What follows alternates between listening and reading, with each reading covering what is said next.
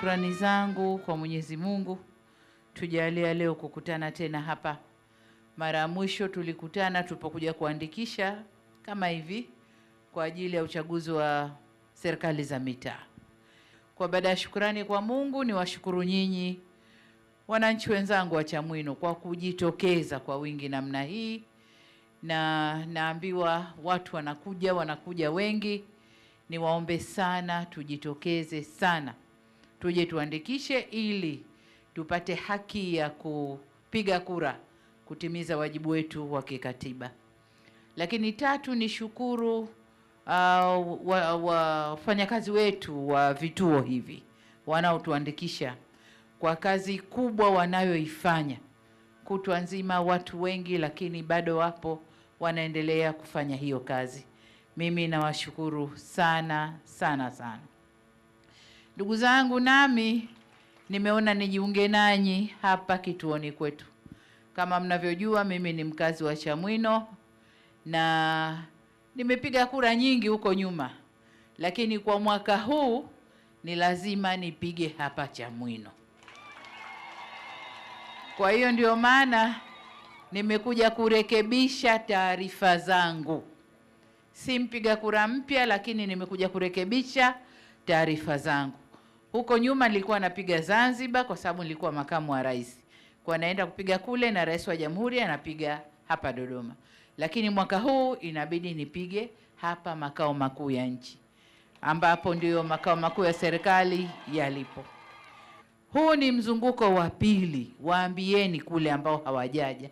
Mzunguko wa kwanza umepita, tuko kwenye mzunguko wa pili. Tukikosa mzunguko wa pili mwezi huu na ujao, huko mbele hatuna tena nafasi ya kurudia. Kwa hiyo ili usipoteze haki yako, niombe wananchi wote wawahi kwenye mzunguko huu wa pili. Huu ndio wito wangu, ili twende tujiandikishe, tupate haki ya kupiga kura, turudishe serikali inayoleta maendeleo kwa nchi, rudi madarakani, tuendelee na maisha yetu. Ndugu zangu, leo si siku ya maneno mengi. Nimekuja kurekebisha taarifa, nikaambiwa niwasalimie. Nimependa kuwasalimia na kuambia hayo. Nitumie fursa hii kuwashukuru tena na tena wakazi wenzangu wa Chamwino kwamba mnajitokeza, na naomba waiteni ambao hawajaja na wao waje. Baada ya kusema hayo, niwatakie kila laheri. Niwatakie kila laheri wafanyakazi wetu wa vituo hawa. Kazi ni ngumu, kazi ni nzito. Mungu atawapa uwezo waweze kuimaliza vizuri. Kazi hii na vijichangamoto kidogo vinapotokea, stahamilini. Ukiambiwa subiri, labda mashine imechoka, subiri, basi subiri, mashine irekebishwe alafu tuendelee tena. Subiri, kadi zimepungua au zimekwisha, subiri, ziwe nyingine, tuendelee tena. Lakini nataka niwahakikishie kwa mipango mizuri tulioiweka, kila mwenye haki ya kuandikishwa ataandikishwa. Kwa hiyo naomba tu mjitokeze mje kuandikisha.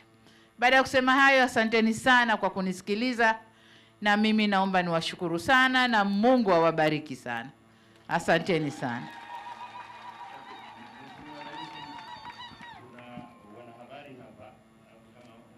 Kama wana lolote juu yako Mheshimiwa Rais. Asante Mheshimiwa Rais. Asante. Naitwa Joyce Mwakalinga kutoka Azam TV. Mheshimiwa, hongera, umejitokeza hapa kwa ajili ya kuboresha taarifa katika daftari la kudumu la wapiga kura. Lakini tungependa walau tufahamu una ujumbe gani mahususi kwa Watanzania, lakini athari za kutofanya zoezi hili ambalo wewe umeonyesha mfano. Asante. Asante sana. Kama nilivyosema, la kwanza kuto kujitokeza kuandikisha ni kukataa mwenyewe haki yako ya kikatiba. Na unapokataa haki ya kikatiba, swala unajiuliza, je, wewe ni mzalendo? Ni mzalendo wa aina gani ambaye katiba imekupa fursa hii? Nenda kaandikishe, piga kura, weka kiongozi unayehisi atakuja kukuhudumia. Wewe unaikataa. Ukikataa, wenzio watakwenda kuweka wanayemtaka, na unakosa fursa ya kushawishi wengine kuweka yule mnayemtaka.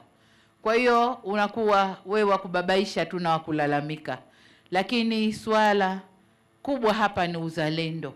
Jiulize mwenyewe rohoni kwako, uzalendo wangu uko wapi? Hii ni fursa kubwa, inatokea kila baada ya miaka mitano, haiji kila siku.